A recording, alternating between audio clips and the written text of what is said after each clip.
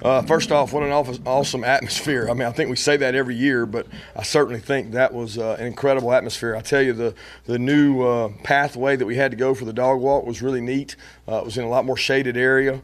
We thought there were tons of people there lining it, and I know our players really enjoyed it, and I really just want to thank our fans for being out there that early. It's probably a little warmer than I anticipated, but I thought they were awesome. Great crowd. To see Sony and Nick walk out before it, to see the seniors honored for the season they had. I thought that was really cool and neat. As far as the game, I thought there were parts of it that were sloppy. Some of that for the game is by design. I know y'all will never believe it. Everybody will ask me about the rushing yards and do we have a rushing problem. But if you didn't watch that game closely, you realize that there was not an intent to rush the ball a bunch, in which we think that we have the capabilities of doing that, but that's not the purpose of our spring game. Is to throw the ball, catch the ball, gain confidence in the passing game. We want to run it some. And I thought that the black defense did a really good job of creating turnovers. Although two of them were gifts, but we got more turnovers today than we had gotten really all spring. And some of the red guys started to bow their neck. I thought Monty played good and did some good things defensively.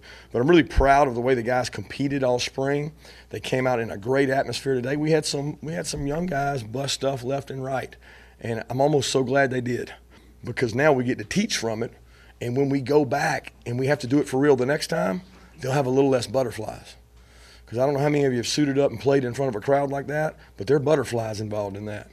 Let's get those butterflies out of the way, and I thought they did a good job of that. I thought Stetson came in and had some productive drives. We think Stetson's a competitive kid. He brings us a little different mobility in there, and he gets out of the pocket and moves around, and he made some good throws. So with that, I'll open it up. Kirby, you played in this game. You were an assistant in this game. For years, this game had 15 to 20,000, 35 to 40,000 fans. In your 3 years, it's averaged over 80,000.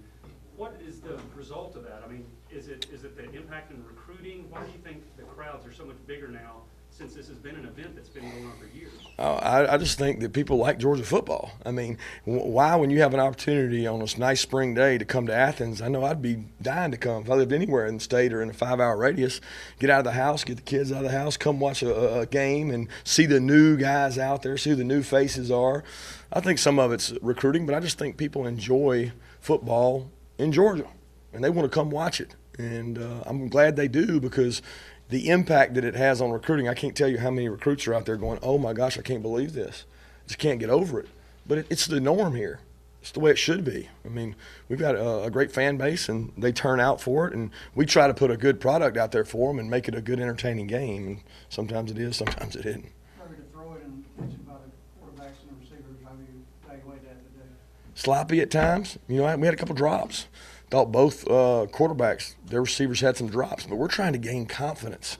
We're trying to get those guys to get through those drops, push through those. You know, it was a big obstacle for Jason Stanley to get some confidence catching the ball. He caught some, then he dropped some. You know, Riley had come, I thought he could have caught. Obviously, Elijah had some. I mean, several guys had a few of those. But that's good for our DBs, because our DBs are getting the ball thrown on them, and it's really competitive out there, and I enjoy watching those guys compete. I really thought that both quarterbacks managed the huddle, because that's what I look for, is what are they calling? Are they calling the right signal? Are they fixing guys that are broke? Are they saying the right thing in the huddle? Are they being positive when something bad happens? You know, Elijah drops the ball. I'm mad at him. I'm frustrated with him. But Jake's, hey, get the next one. You know, I mean, it takes that to get a young player to go where you want him to go, and I thought he and Justin did a good job of that. Coach, to follow up on that, I mean, whether it be Matt Landers catching the end zone or some significant production from Tyler Simmons and J.J. Holland, I mean, what can you say about those receivers going into their second year? Like, what type of things did you see from them? What I saw most of spring ball. You know, every time I talk to y'all, I talk about the receivers being a little ahead, and I think that showed really from the standpoint of those development guys. I think Tyler Simmons this spring has taken, he's a lot of strides, and I think it comes from confidence in special teams. J.J. Holloman has taken strides. It's like those two guys, Matt Landers a little bit, they've really like grown up. And I throw Jason in that, because Jason's not youthful like them, but he gained confidence through special teams. So those wideouts gained confidence all spring. That was very typical of what happened in practice a lot of times. They're hungry. They want to play. So they know to get in front of Miko, Terry, and Riley, what do I got to do? I got to go compete and go catch the ball. And I thought those guys did a good job, really good job of being competitive and doing that. And they're probably a little bit ahead of, you know, our DBs are a little bit more drained. So. It's one thing to replace production, but also replacing leadership. Have you seen that already, or is that something you just continue to look for all the way up to the season? Yeah, I mean, you never stop with leadership. I mean, we lost a huge void, but it'll never be. Even if we didn't lose a huge void, we'd be trying to replace leadership. I think any team you have, you lose the leadership. But these kids have embraced it. You know, we're not where we need to be from a leadership standpoint. I mean, if you said, hey, are you there? No, we're not even close. We've got to develop that throughout May, summer, conditioning. We have to push the envelope with how are we going to get guys to confront and demand other guys. And we're not where we need to be. And you know what? They got to learn from some of the examples those other guys set, because those other guys were pretty remarkable now when it comes to leadership. They made our job as coaches easier. What about the 3 picks on the red offense? And 2 of them with Jake specifically. I was by Nicole. What did you see on those plays in particular? You disappointed? I thought one of them, the one with to Bake, we had a coverage on 2 trap. He threw the ball. He had 2 rushers in his face. He threw it a little high, and Bake was there. The other one, he and the receiver not on the same page. The dog route didn't make a great decision, but one of them was a really good play by Bake. I give him credit in the overthrow. The other one wasn't as much. But you know, I do think that our 1 defense is obviously way ahead of the 2 defense, and we got better players out there. Today was the first time I thought we had a little bit of continuity on the 1 defense with some rhythm. Really hasn't been like that much all spring from a continuity standpoint. But I'll say this, Poole was playing both ways. So not many people noticed, but you know, he's flipping back and forth jerseys because we were down guys, and he did a nice job. He didn't have a lot of mental errors, and for him to make that pick, that was a big confidence booster for him. Coach, what would you say your goals were for this team coming into the spring, and now that it's over, how would you say you've been achieving those goals? Yeah, I think anytime you attack a spring, we're targeting special teams. We wanted to improve our special teams and not be complacent because we thought we were really good last year. So we developed some more receivers that could play on teams for us.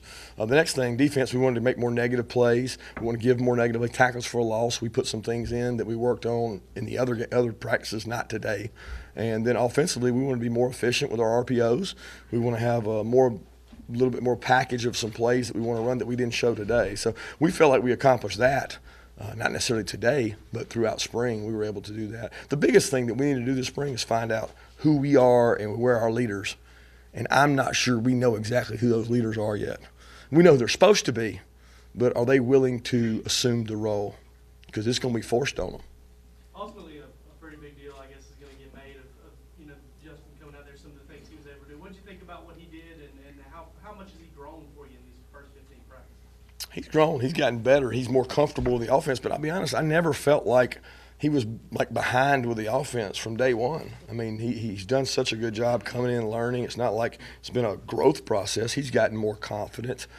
He's able to move around in the pocket and create some things when things break down. But, you know, I think that you all were sitting here last year saying a lot of the same things you're saying right now, because the other guy was throwing against the 2 defense, and he was throwing it pretty good.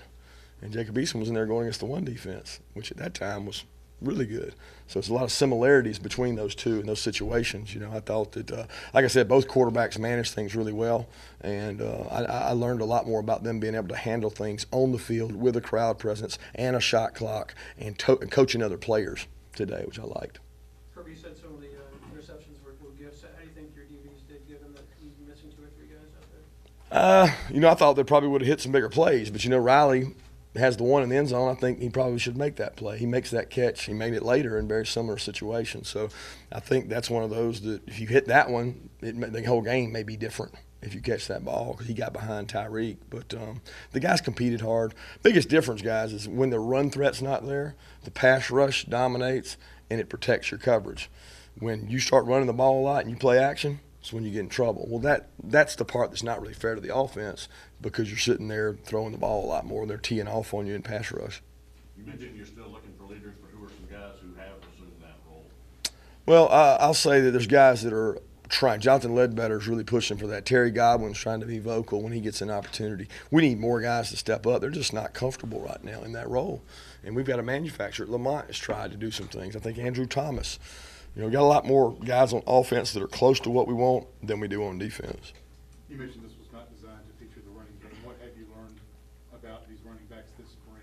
And do you know, do you have a prognosis for Zamir and when he might be able to Yeah, I didn't learn anything about the running backs I didn't already know this spring because the running backs that played this spring were the same ones that played last spring a lot.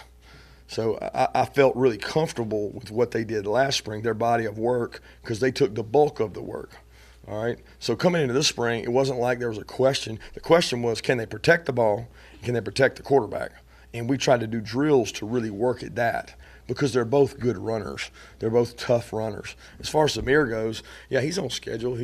Ron's been really pleased with him. He said he works very similar to Chubb in rehab. It's very important to him. He's there every day. He enjoys it, and he wants the next challenge. Every time you take one step, he's ready to take another step. So he embraces that role. But as far as a player, we haven't really got to see him do anything. When you say that the one defense had as much continuity as you've seen, have there been any signs in the last couple of practices that maybe have led to what you saw out there today?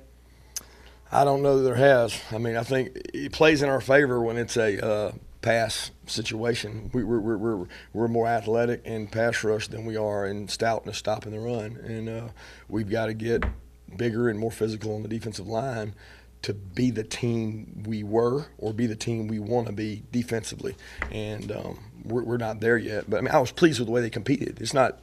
The script wasn't set. It wasn't their fault. They went out there and competed, and I thought JR played really hard. He leads. He's passionate. He's a very vocal leader that's been a great surprise for us, stepping up and making some plays. I feel like all those sacks are pretty much legitimate sacks today. I think it's hard. I don't ever know. A lot of times I watch the tape and I'm like, oh, he had him. And the frustrating thing is the official doesn't want to call it unless they grab something, and we tell our players don't grab. Because when you grab, you get injuries, and we're not trying to do that. But a lot of these pass rushers, when they come by there, they can grab cloth and yank them or cause fumbles and things like that. So that part of the game is probably not accurate, but we just try to make it balanced both ways. Mike Rice had a bunch of tackles. What did you think about the linebacker play inside? I'd have to watch the tape. I thought the same thing you thought. Monty showed up and had sideline to sideline. Of course, he pulled his hamstring there late in the game, but he's a great kid, man. He's one of those that when the lights come on and he gets the chance to play in front of somebody, he flashes more. He just loves the game. He loves contact, so he likes to hit. I would be remiss if I commented on some of those other guys because I didn't get to see him do a whole lot.